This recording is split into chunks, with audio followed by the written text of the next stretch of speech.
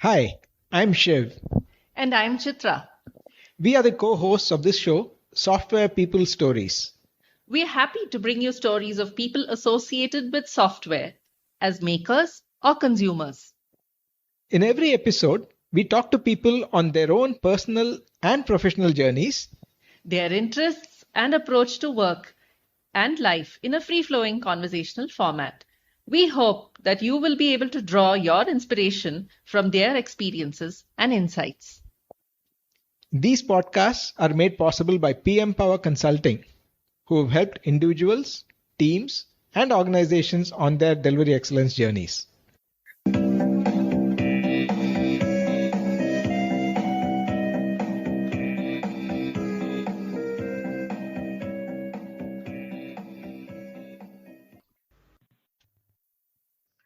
Welcome to this episode of the Software People Stories.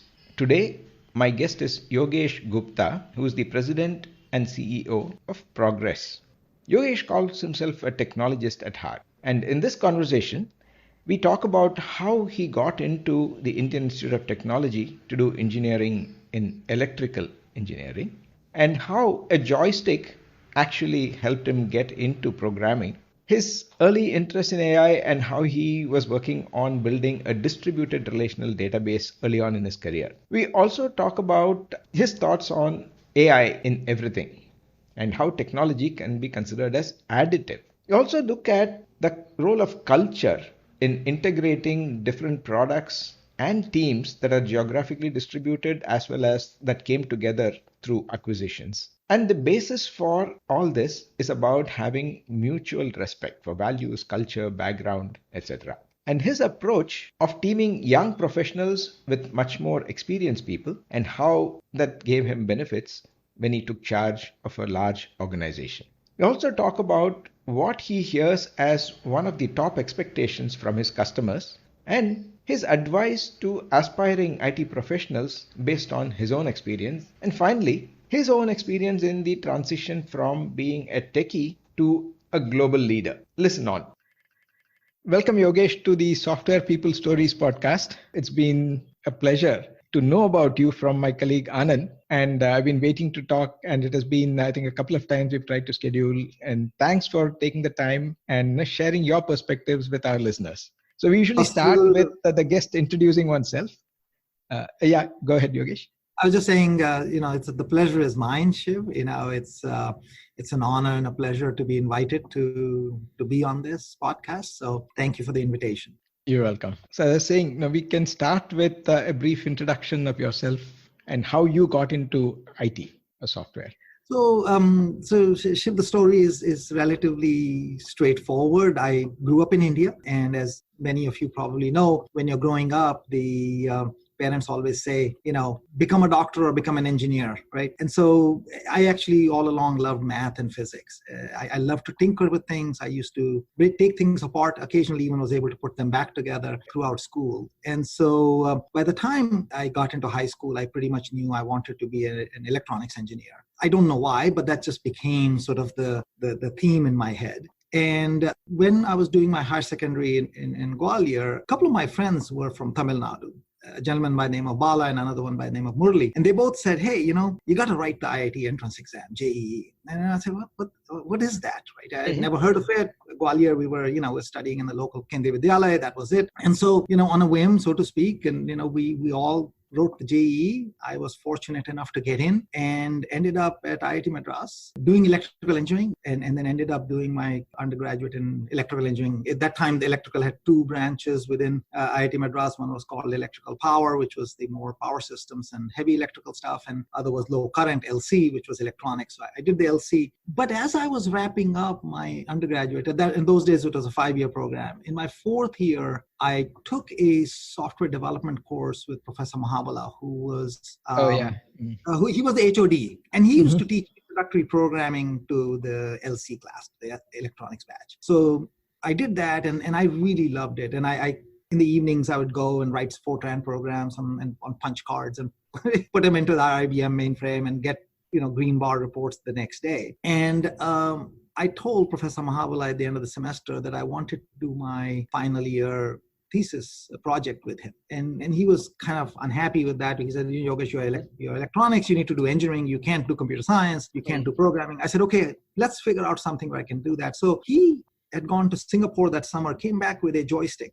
So this is 1980. Right. So summer of 1980, he came back with a joystick. He gave it to me. He said, create the circuitry to connect this to the PDP-11 we have in the lab, and then write the driver effectively to move the cursor and pen up, pen down, and all those things, and basically draw on the screen. I said, okay. So, that's how I sort of started in it. And then I applied for graduate studies to the US in computer science, came here to do my PhD. I wanted to do a PhD in AI. So when I came in 1981 to University of Wisconsin-Madison, very soon it became clear that things were way too early for AI. There was no computing resource that was enough, let alone that the algorithms. I'm happy to work on the algorithms. That's what I would expect to do. But the computing power was, pitiful, right? In terms of what it is today. Mm-hmm. The data didn't exist, storage didn't exist. So I switched to database management systems and worked with Professor DeWitt on that, and did my grad studies in that. And one thing led to another, and I started writing software. So I know it's a long story, Shiva. I know you probably were looking for a shorter one, but that's how I got into the software business. And I've only done enterprise software all my life in one way, shape, or form. Interesting. So when you said that you had this joystick to program initially, and working at that level of drivers to enterprise software, what has been your own transformation in terms of appreciating the problem or even trying to maybe design a solution? I think in fact, so I, if I were to start sharing details about, the device driver, scenario, this PDP-11 didn't even have an assembler. So I actually wrote machine code, right? Literally, okay. Arced machine code, right? It was really low-level programming. It helped me get an appreciation of how the machine actually works. I think there's one of the things I believe, at least I'm a curious type of person. I'm an engineer at heart, even though today I don't do any engineering. I'm a tinkerer at heart. I'm a problem solver at heart. And so understanding to me how a computer actually works allowed me, I think, to write software that was better. When I went to Wisconsin, learned a lot about how do you write compilers, learned about operating systems, learned about database management systems, algorithms, the basic fundamental stuff of computer science. And I think that there was tremendous grounding. And if you think about it, right, 81, 82, 83, those were the days when a lot of this stuff was just happening. There were no PCs, forget Macs, there were not even PCs. Computer systems were very rudimentary. The UI was a green screen with text. So, it was the only software that existed was enterprise software, right? It only was about, it was about how do we serve business. And so the database arena, then relational database market was just starting. I got into it and I ended up working at Burroughs as my first job. And Shiv, okay. You were at Tata Burroughs in India. I was at Burroughs in the US, right? Uh-huh. And they hired me here to be part of a team, and we were trying to build a new distributed relational database in the early 80s. And then I ended up in Silicon Valley at a startup and so on. And so just for the first decade, I worked on relational databases and distributed relational databases. And that's, all enterprise software. Mm. And then I was at a company called Culinet Software, which was the first software company ever to hit $100 million in revenue. Nobody ever remembers them because they became a $100 million software company in the early 80s. And by 1987, 88, they were a couple of $100 million. But by 1989, they were going back because they were doing non-relational databases on the mainframe. And in the late 80s, there was a significant trend towards relational databases on Unix boxes, Oracle, Ingress, DB2, others. And so Culinet was acquired by Computer Associates, and I spent nearly 20 years at Computer Associates doing a lot of different things. So again, Computer Associates was an enterprise software company. So once you get to know something, I also believe, by the way, that, I found, again, for myself, and each person is very different. As my career has progressed, leveraging some of what I already knew helped me do something new. Right? For me, it would have been very difficult. So for example, I went from engineering and running engineering organizations to I was asked, hey, launch a product and go into marketing. If I had launched a product and gone into marketing, which was tough enough because I knew nothing about marketing, it was probably the scariest day of my career. The day I was asked to do that, my first words out of my mouth to the CEO were, Charles, what did I do wrong? I looked at it as a punishment. But the fact that it was enterprise software. I understood the problems we were solving. I understood what we were trying to sell to who. I was able to do the marketing job well enough for us to succeed. And so I think, so I've stayed with enterprise software. To me, that has been the constant, even though enterprise software itself has dramatically evolved. Yeah, I remember both in a Kalinet as well as in a DMS2 as it evolved. Oh my gosh, there you go. Yeah, because I worked in one of the Burroughs plants in Mission Viejo, and Pasadena had a reasonable team, a large team working on DMS2. Correct. Yeah. And how we were building in transaction systems, making it performance compliant and all that. Yeah. That's right. Yeah. Those fundamentals, I guess, always stayed. And in a way, when you said that now you didn't have enough compute power for AI in those days, now probably it's the other extreme. There are too many things that now everybody wants to have AI in everything. I know. Well, so, in our industry, we actually have what I think is a bad habit. Some new technology comes along, and we think that by just sort of sprinkling the dust of that technology on everything we do, we can make everything modern and sound exciting, and that's just the future. Mm-hmm. I've been in software, to be honest, and as have you, for such a long time, we have seen the industry grow from infancy to what it is today. And technology is additive. It doesn't replace other stuff. It is additive. Even today, IDMS from Kalinet runs mission critical systems at over 1,000 enterprises, right? CA still has those customers, right? 30 years. So it isn't that stuff goes away, but you add additional things. And I think, so along comes, mobility, and everybody goes, oh, let's do mobile first. And then along comes cloud, and everybody goes, let's do cloud first. And now it's AI, let's do AI first. Tomorrow it'll be something else. That's the nature of our industry. That's the nature of hype in our industry. And I think it actually does a little bit of disservice, because it creates expectations that are then not met for a long time. And so then there's this period in the middle where people go, oh, this was all hype. But it wasn't all hype. Some of it was actually true. But because everything was broad brushed with AI, then there will be this period over the next 3 to 5 years where people will go, oh man, that AI thing was just, and by the way, just 2 years ago, it was all blockchain, right? Maybe it's still going on. I have no idea, right? Any problem, blockchain. So it's like, we come up with a new hammer and we say every problem looks like a nail because I got a hammer. Right? That's just the way it is. Yeah. So that brings me to probably something closer to your current role. When you handle multiple products, portfolio of products coming from different organizations, probably adjacent solutions, but the way they were built or they were conceived are very different. So what challenges do you see to integrate them from a developer perspective as well as your customers? Yeah, so I think, Shiv, that's absolutely true, right? We have a set of products that thematically all support various aspects of people building business applications. I mean, we have a database system that is 30 plus years old, but it is very modern even today. We have UI development tools, everything from mobile to web to working on AR and VR and so on. We have a cloud platform that connects all the things and can bring things together. And we have data connectivity and mission critical data access to any kind of data source. All these things are different products though. And they actually have different origin, as you said. Some of them weren't even created by Progress, the company. They were companies that Progress acquired over its life. And so, first of all, I think that when one acquires a company that has a set of products, even though they might be in the same sort of adjacent market or related market, one must understand how the use of that product enhances the use of existing products that the company has. How can you have some additional value for the user? So I always look at integration from the perspective of the end user, right? We have a developer. If the developer wants to build a modern UI for iOS or Android, how will that connect to my OpenEdge database? And if I can facilitate that, then I have done the right set of integration. If I've just done integration for the integration stack. So I think quite often, by the way, I've been a developer and I still am a technologist at heart, even though I haven't written any code that is in any product for 20 years. I believe that as a developer, sometimes we think in a very purist way that, integration means we should all use a common tech stack. Integration means we should all have, common methodologies and all the APIs should be the same and so on. Yes, that would be useful for our own sake. Because if we had one tech stack, it would simplify life for us. But sometimes the two products have completely different tech stacks.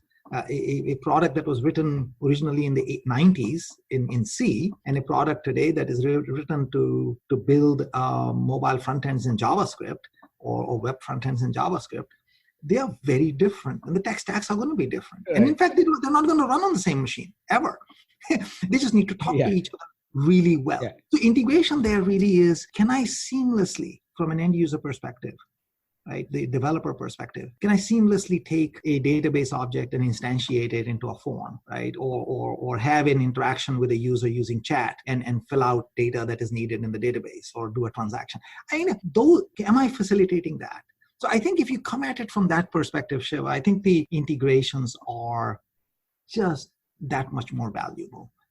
And in the end, it is about delivering value to the end user. It is about delivering value to the people that are going to use your products. So that's the way I look at it. That's the way we look at it. We spend enormous amount of time and effort on figuring out the use cases that we believe we can serve when we bring products together. And if we can't serve meaningful use cases, then we don't think that there is an opportunity for integration. And then we kind of look at it and go, maybe this acquisition doesn't make sense. Maybe this integration doesn't make sense. Even if the acquisition may make sense from some other business perspective, it doesn't make sense from a product perspective. So I think that's my approach, and has been my approach. It's a very pragmatic approach, not a theoretical approach. It may rub some developers the wrong way, but I do believe that in the end, our goal with anything is to get the usage up, right? People talk about traction nowadays. Yeah. What is traction? Right? The traction is people using it. People only use something if they get value out of it. So I look at it from that perspective. See, in many of the consulting or coaching engagements that I've been, you always find the cultural aspect of even teams working together within one organization as a big challenge. Now, yes, when you bring in, say, different products which probably still have their own identities lingering underneath, even though you have a common... Oh, absolutely. Yeah. So how do you address those kinds of challenges, or how do you basically encourage the developers to have empathy for the users? Ultimately, that has to override the technical superiority or something that is the fad of the day to be put into the product. So I think that, that's a really, really good question.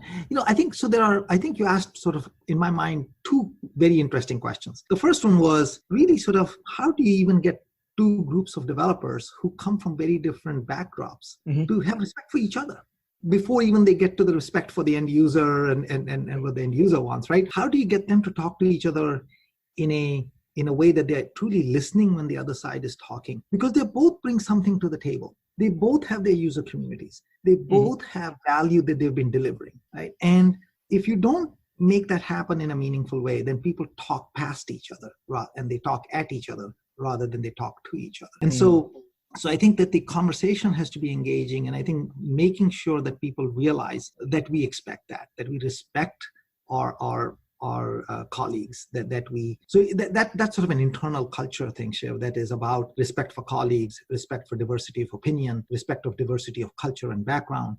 And by the way, it isn't just product, right? I've got a development team in India. I've got development teams in India, in Bangalore and Hyderabad. I've got development teams in Sofia, Bulgaria. I've got development team in the US, in the Boston suburbs, in Morrisville, in in North Carolina. I've got Alpharetta, Georgia. I've got Madison, Wisconsin. I mean, Silicon Valley. I mean, we have development team, and culture is different from location to location as well. Right. So it's a location difference, it is a ethnic difference, it is a product difference, it is an age difference. People are different. And so we have a very, very strong cultural emphasis on diversity is a foundational thing about us. And in fact, it's good. And how do we deal with that? Once you get that going, Shiv, then I think it is relatively easier to take the next step towards the user. Because then once people are listening to each other, then you get the people within the organization who represent, hey, I'm the one who's talking to this customer. And therefore, what I'm saying, if you're already willing to listen to me, then what I bring to the table about what the customer says is something that you'd be willing to listen to as well. So I think that's the two-step. I think you have to continually work at it. But, by the way, developers especially are very logical. The developer, fundamentally, computer programs are logic, right? Logic written in some language that a computer can understand. So right. Most of the time, right? So developers are logical. And I think if you sit down and truly explain why something is important, and if they can truly understand the why, then they come along. very easily. It's not enough to just say, do this. You have to explain to them why. Why does it make sense? What does it mean for us? What does it mean for them individually? What does it mean for the company as a whole? What does it mean for our customers? It's people management is one of the things that you never actually get taught. You learn on the job, I think, more than anything else. I think the first time I became a people manager, I was one of the horrible ones, I'm sure. But, over the years, you begin to learn how to understand people, how to get them motivated, and how to get them to realize what is important for us collectively. And I think it's the collective importance, right, that matters. So I'm just picking on a couple of words that you used, the motivation part and also the age differences that you mentioned in terms of how do you get your old products to still be supported by particularly developers who always want to work on the latest and greatest? So I mentioned that we have a database product, OpenEdge, that is the core foundational product at Progress. It was actually started in the late 80s and early 90s. That's when it came about. It was the first database that was made multi-tenant, and not Oracle, not IBM DB2, not Microsoft SQL. Okay. Server. So we were the first ones to deliver a multi-tenant version of that database. We were the first ones to add web front ends to it earlier, mobile front ends to it later. I think so. The key there is the following. I don't think the technology should get stale. The foundation is what it is, right? There are business applications that were written on it 20 years ago that are still running, but if you looked at it and used those business applications, they look modern because the people who built them have now added great mobile and front ends and great user experiences on top of them. So, and the other thing, so that's part A, is that you actually provide exciting work for the existing product.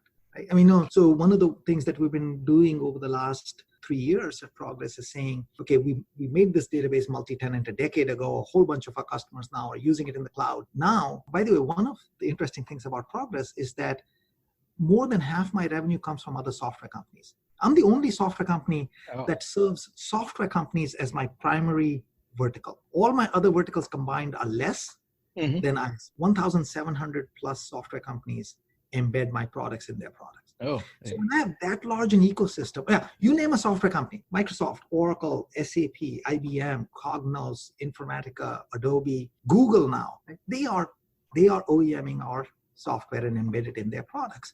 And so we have to keep our products current. We have to keep our products relevant. And so when we now have made these companies start using our product in the cloud, one of the biggest challenges over the last several years we've faced is this whole internet scale. A database that is a single enterprise on-prem has a very different scale requirements and have very different requirements regarding, for example, availability. CI/CD is not an issue, all kinds of things.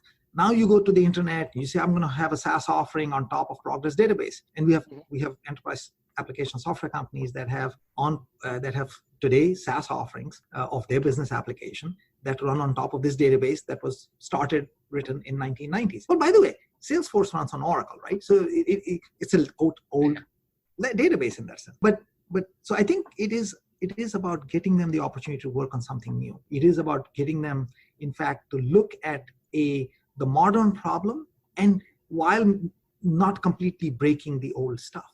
How do you make that happen? That evolution is actually very, very hard to do. And so we also do the following. We also take teams and we bring in brand new kids right out of college and have them work with these 50-something or 60-something-year-old people. And we have great developers who've been working on the product for 20 years, or some of them, in some cases, almost 30 years, right? Wow. Who have tremendous knowledge, right? They have been with the company that long. And then we have brand new kids right out of college who work side by side with them. The brand new kids bring an attitude of can do, I can change anything.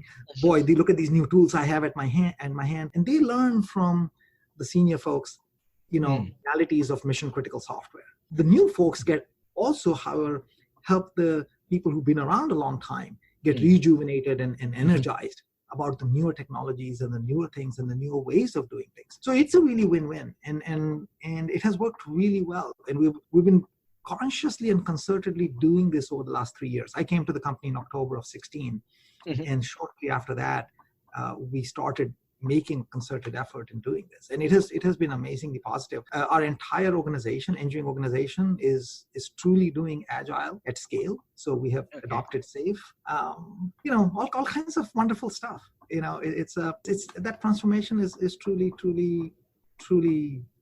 wonderful, and gives one, as a leader of the organization, makes one feel really good. Yeah.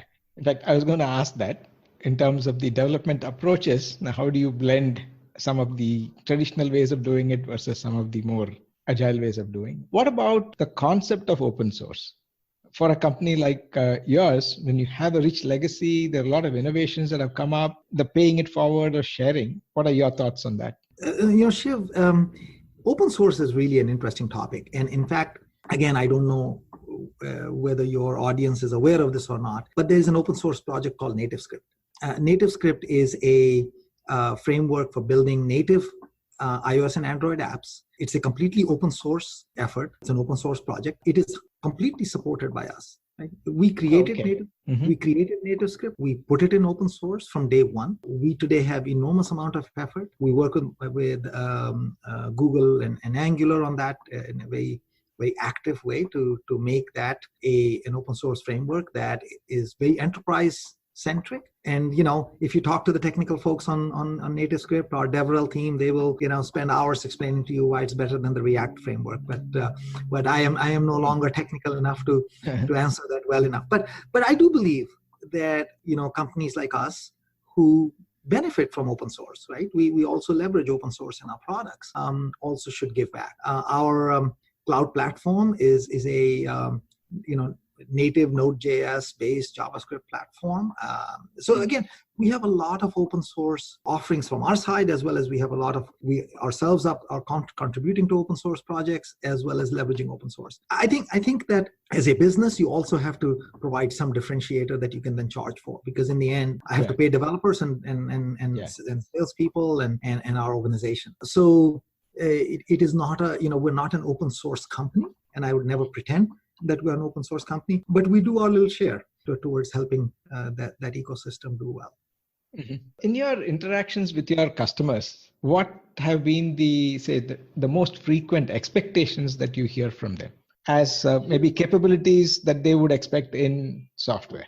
So I think that, their expectations are pretty much what I think sort of straightforward that I think you expect from anybody, and you'd ask this question of anybody, they'd get it, right? In today's day and age, enterprises are truly looking to, even though some of these things are cliche, they are truly looking to have intelligent, smart applications, business applications that can leverage some kind of predictive capabilities, machine learning capabilities, leverage the data they have, deliver wonderful user experiences on any device, anywhere, that are adaptive to the user rather than the other way around, and that basically can access and leverage all the data that might exist anywhere on the planet. So all the data, cloud native, device independent, truly adaptive user experiences with smarts built in. That's what they want to build and offer. And so they ask us, because we are not an application software company, we are a enabler of applications, we're a provider of tools. They say, can you make it easy for us? So really the interesting thing is the number one question is, AI is a good example of this. People say, okay, I want to do machine learning. And then they go off and have to hire armies of data scientists. And, they used to call data analysts, now they call data scientists. And now they're using an entirely new language and a set of languages and a set of tools. They don't work with the existing set of languages. Data cleansing becomes a problem. Data transformation becomes a problem. Normalization, all kinds of headaches. So they're spending most of their time doing grunt work. Productivity is very low. And so what business is asking is, I'd love to get 2 data scientists, not 20 or 200. And I would love to be able to do something that is truly beneficial to our business and be able to solve a business problem and not have to spend huge amounts of time, huge amounts of effort doing experimentation. Because even though experimentation is good, everybody just doing pure experimentation is really not applying the results of other people's work. So, being a company that offers products in this area, we offer a workbench for building for data science that is dramatically more efficient And by the way, that work happens in Bangalore. The engineering work for that product. Okay. So we have a wonderful data science, workbench that we created. We have I mentioned NativeScript as our framework for open source for native iOS and Android apps. What is interesting about it is that around it, we have actually built WYSIWYG tools and modern UI building and data connectivity to backend data and cloud, platform to connect to anything, and getting data from everything from a Salesforce to an Oracle to a Progress Open Edge database to DB2 on the mainframe, and using it in a modern business app and leveraging machine learning for it. So I think it is the other part, the ease of use. When people say ease of use, it is how can I leverage what I have without having to do all this work myself. So actually, this goes back to your very first question about integration. Right? Mm-hmm. User-centric integration is so key for ease of use, and I think that is really what we get asked over and over and over again. Can you make it easy for us? And that's what enables us to actually get paid, right? Because the businesses get efficiency. They get to market faster. They get their products worked with smaller teams and more rapid delivery of results. Thanks. I think with your experience, I think this conversation can go on for a long time. But in the interest of time, I have one question with two parts. Essentially, what is your advice for people who are aspiring to get into IT? That is one. And the second is for those who are in IT who feel that they are techies, the transition that you've made to a leader. So people who are aspiring to be in IT, I actually, it's an interesting thing. I got into software through chance, right? I think people should look at themselves and say, why do they want to do something? To be honest, I actually, by the time I was done with electrical engineering at IIT Madras, I actually didn't like it anymore. Even though I went into it saying I want to be an electronics engineer, by the 4th year out of 5, I did not want to be an electronics engineer, right? Sometimes it takes time for you to figure out whether you really like something. And so then I switched to computer science, and it was lucky that I liked it. Right? Who knows, maybe I wouldn't have liked that either, but I did. So I liked programming, I liked doing software development. And that allowed me to put in effort. When I was doing my undergrad at IIT in my 3rd, 4th year, I was not putting in the kind of effort that I was putting in when I went in my 1st and 2nd year, because I was really excited, I was looking forward to it. My grades suffered. I didn't do well. I didn't do nearly as well as I did in the first 2 years. And then when I got into computer science and I liked writing software and building software, I did well. Right. So I think if people want to get into IT because they really think they will enjoy the work, then I think they can be successful at it. And then I think they can put in the right amount of effort that is needed. Because to be successful at anything, you have to work hard in a sustained way, not in short bursts. And effort is the key to, in my view, at least my success. Over my years of more than 3 decades of working, Shiv, I've had enough ups and downs. And the downs is when you learn, right? And the downs have actually come from me not engaging, me not putting in the hard, sustained effort. And when I reflected on it, it was I really didn't like doing what I was doing. So I went off and found something I liked doing. And then it became exciting again. And I put in the hard work and I did well. And so I think that's, to me, that's an important thing. So if people want to get into IT, obviously a technology, have to have a bent towards math. You have to like math. Otherwise, I think it's tough to do software without having a math science bent. Right. So if you like math and science, I think IT is not hard, but programming is very logical, and I think it is a logical mind, problem solving mind is good at it. In terms of career, going from a developer to a leader, I think I was very fortunate. I had wonderful mentors along the way, people who gave me opportunities that I would not have given myself. It's an interesting thing. You kind of sometimes think, oh, I deserve to have that job. People would say, oh, Yogesh, I think you can do that job. I said, I don't think I'm ready yet. And they say, no, we think you can do that. And those kind of mentors are just invaluable in one's life.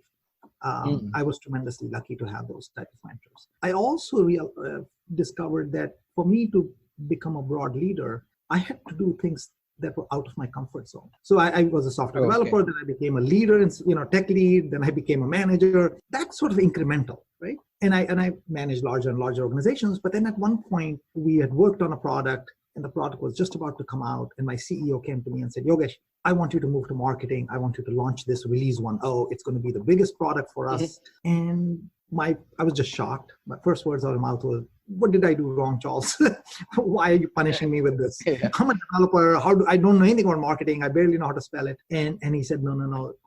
I'll be with you. I'll help you do this, and it'll be a wonderful experience. And it turned out to be a phenomenal experience, right? It was a great product to begin with. The market opportunity was right. So all things were right. And that's the lucky part. And then I put in my effort into learning what marketing was about and helping our salespeople and doing the things like writing marketing collateral and all that stuff. And over time, I ended up running worldwide marketing for CA, which then later on led me to become head of strategy and then become a CTO, right? So I think of CA.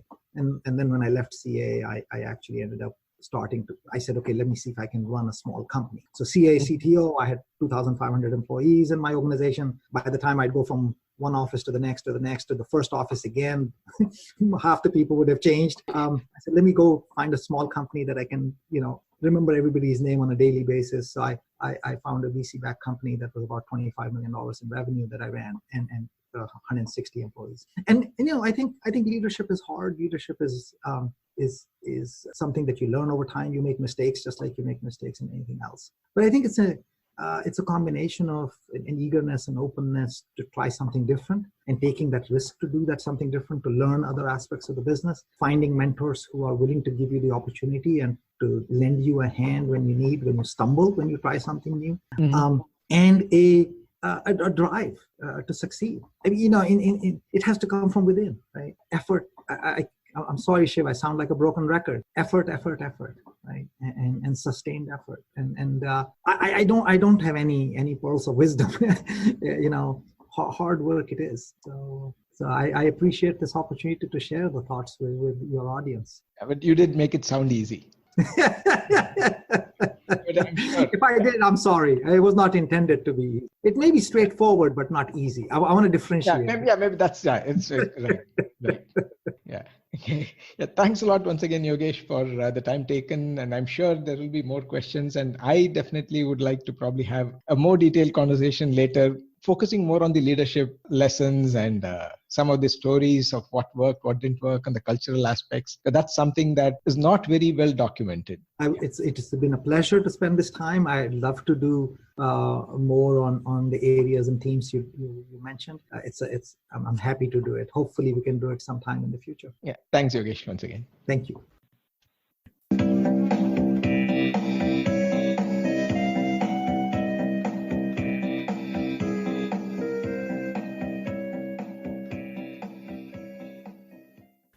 If you like the show and would like to share your experiences with the community or know someone else who might want to do that, please get in touch with us at podcasts@pm-powerconsulting.com. That is podcasts@pm-powerconsulting.com. Please rate the show on Podchaser, Stitcher, iTunes, or any other podcast client that you find us on. Please also share our episodes with your friends and others in your network. If you or anyone you know would like to be featured on our show, do write to us at this email address: podcast@pm-powerconsulting.com.